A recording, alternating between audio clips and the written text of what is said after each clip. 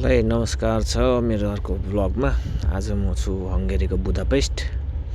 यो देखिरहनु भएको छ सेजकेन थिएटर। ब्रेक टाइम यसो सोलेर निस्किएको म चाहिँ हैन, घुम्दै घुम्दै हिँड्दैछु।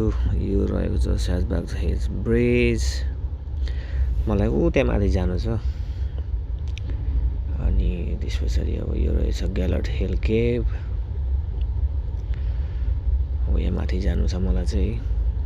त्यहाँ एउटा सिटाडेल आइकोनिक ठाउँ छ। यसरी चढ्दै चढ्दै गर्मी छ धेरै, पसिनाले लत्तै हाय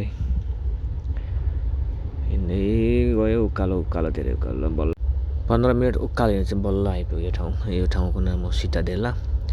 हंगेरियन नाम अलिक यसको गाह्रो छ। यो रहेको हंगेरियन फ्ल्याग।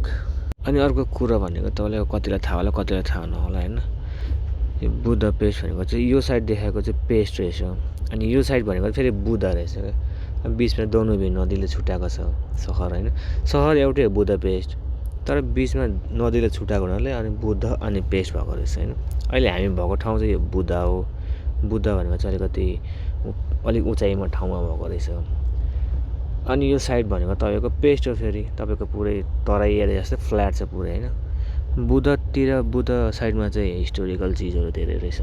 अनि पेस्ट साइडमा चाहिँ तपाईँको गभर्नमेन्ट अफिसहरू छ। यसमा जुस पनि खाइयो हैन। आजको बुदापेस्टको ब्लग यति नै। अब अर्को देश कुन कन्ट्रीमा हुन्छ त्यसको फेरि ब्लग लिएर आउनेछु। See you next time, bye by.